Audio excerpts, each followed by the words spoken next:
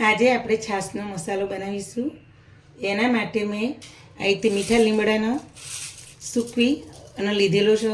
પછી ફુદીનાના પાનના રીતના આપણે સૂકવી અને 2 દિવસ સુકાવા દીધા, છાંયડે સૂકવી આ રીતના, અને કોથમીર લીધી છે સૂકવીને, અને ધાણા, જીરું, કારા મરી, સંચર અને મીઠું। ચલો આપણે હવે બનાવીએ।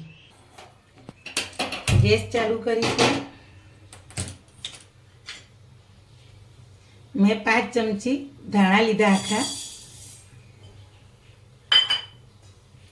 2 ચમચી જીરું, 1 ચમચી કારા મરી,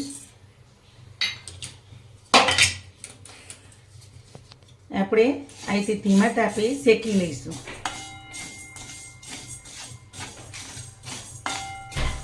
કઢાઈ ગરમ થઈ જાય પછી ગેસને આપણે ધીમો કરી દઈશું।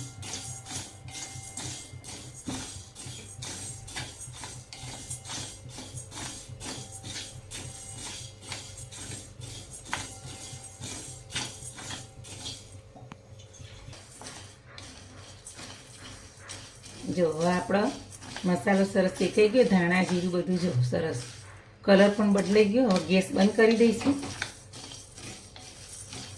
હવે આપણે થાળીમાં કાઢી લઈશું ઠંડુ થવા।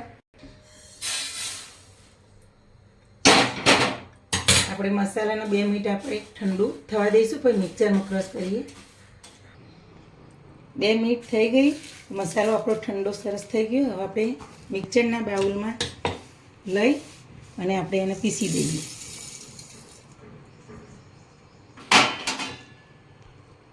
હવે મસાલો પીસાઈ ગયો, આપણે કાઢી લઈશું।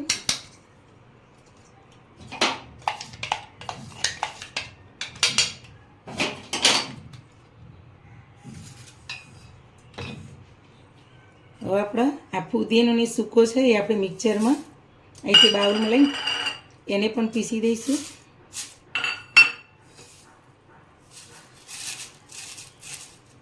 ચલો, જો આપણો મસાલો સરસ પીસાઈ ગયો અને ગ્રીન કલરનો જો સરસ થઈ ગયો। આપણે મીઠો લીમડો, ફુદીનો અને કોથમીર ધોઈને સરસ ચોખ્ખો કરીને 2 દિવસ કે 3 દિવસ તમે છાંયડે જ રહેવા દો એટલે આવો સરસ ગ્રીન કલર થાય।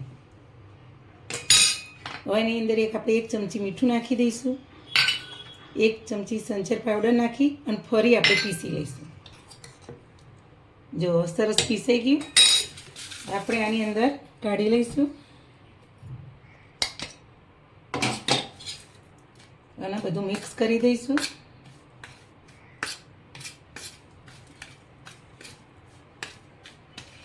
જો તમારે ચાળણીથી ચારવું હોય તો ચારી શકો, પણ જો ચારવાની કોઈ જરૂર નથી।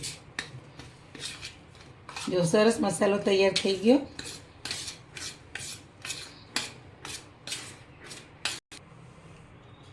હવે આપણો મસાલો તૈયાર સરસ થઈ ગયો। હવે આપણે બાઉલમાં કાઢી લઈશું।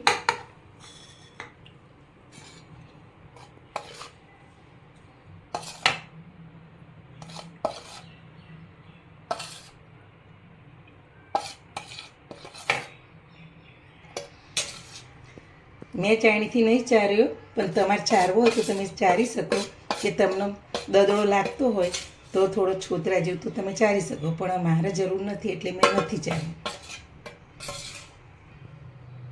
આપણો છાશનો મસાલો સરસ તૈયાર થઈ ગયો।